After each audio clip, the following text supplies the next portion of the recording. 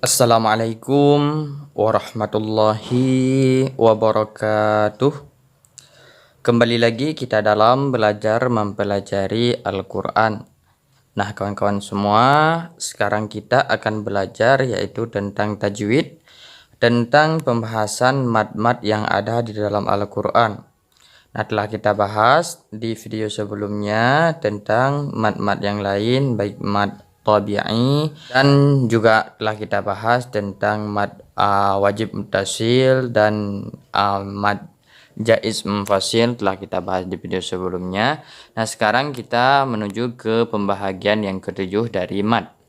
Jadi pembahagian yang ketujuh kawan-kawan semua yaitu mad arid lisukun. Jadi mad arid lisukun yaitu pengertiannya mad artinya panjang, arid artinya tiba-tiba ada. Jadi karena sukun artinya mati. Jadi mad tersebut ada di saat kita mewakafkan ataupun di saat kita berhenti di saat membaca ayat-ayat dari Al-Quran. Nah kawan-kawan semua, hukum bacaan disebut mad aridi li sukun, yakni apabila ada mad tabi'i ataupun mad len dan sesudahnya ada wakaf, yaitu tempat berhenti. Jadi cara membacanya ada 3 macam. Jadi cara yang pertama, cara membacanya yaitu poin yang pertama yang lebih utama, yakni dibaca panjang sama dengan mad wajib muttasil, yaitu mad wajib muttasil panjangnya 3 alif ataupun 6 harakat. Jadi cara yang kedua yaitu yang pertengahan saja kita perpanjangkan, dalam arti kata sedang, yakni dibaca 2 alif ataupun 4 harakat, yaitu 2 alif 4 harakat tersebut 2 kali daripada mad tabi'i. Jadi mad tabi'i 2 harakat, jadi pertengahannya yaitu 2 kali mad tabi'i yaitu 4 harakat. Jadi cara yang ketiga membaca panjangnya dari mad arid liskun, yaitu cara yang pendek. Mana cara yang pendek? Yaitu kita gunakan, yakni boleh hanya dibaca seperti mad tabi'i. Jadi mad tabi'i dibacanya 2 harakat ataupun 1 alif. Nah kawan-kawan semua, beginilah metode cara pembacaan mad arid lisukun.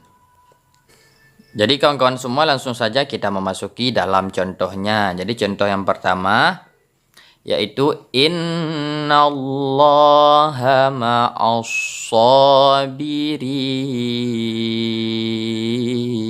Jadi di sini di sabirin, jadi boleh kita perpanjangkan 2 harakat, 4 harakat juga boleh, 6 harakat juga boleh.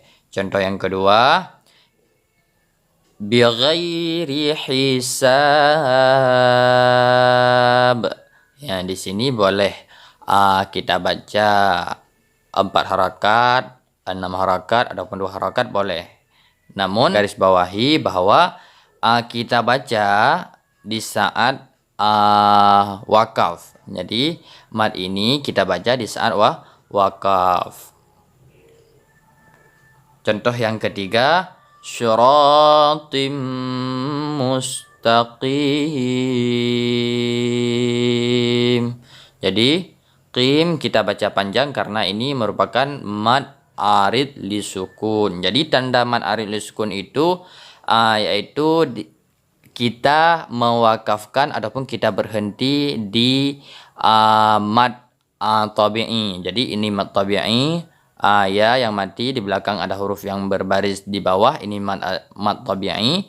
Jadi kita berhenti di sini di saat kita membaca Al-Quran ataupun tempat wakaf ataupun di akhir ayat. Jadi panjangnya seperti yang telah kita bahas, baik 2 harakat, 4 harakat ataupun 6 harakat. Contoh selanjutnya, syadidul iqab. Jadi boleh kita baca 2 harakat juga, 4 harakat ataupun 6 harakat. Jadi tanda di sini, tanda arid li sukun di sini yaitu di belakang huruf ba ini, di belakang huruf terakhir daripada kalimat yang kita berhenti di saat membacanya ada mad tabi'i. Ini mad tabi'i tandanya alif yang mati, di belakang ada huruf qaf yang berbaris di atas yaitu baris fathah. Jadi panjangnya boleh 2 harakat, 4 harakat, dan 6 harakat.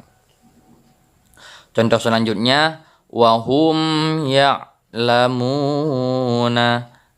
Jadi boleh kita baca di sini 2 harakat. Nah, ini mad arizi, mad ariz li sukun. Tandanya yaitu kita membacanya di saat berhenti. Jadi terjadi mad arid li sukun ini di saat kita berhenti dalam membaca ayat, yaitu baik di akhir surat dan sebagainya. Jadi tandanya di sini di belakang huruf nun ini ada mad tabi'i. Jadi ini mad tabi'i tandanya waw yang mati, di belakang ada huruf mim yang berbaris dhammah yaitu bengkok di atas. Contoh selanjutnya bihimul asbab. Jadi kita baca 4 harakat boleh, 2 harakat boleh, 6 harakat juga boleh. Tandanya seperti yang di belakang juga, di sini ada mad tabi'i, namun kita bacanya ba ini kita wakaf karena ini kita baca di saat di akhir ayat ataupun di saat kita berhenti. Contoh selanjutnya amma ta'malun. Jadi ini merupakan mad tabi'i. Tandanya waw yang mati, di belakang ada huruf yang berbaris di atas yaitu baris dhammah.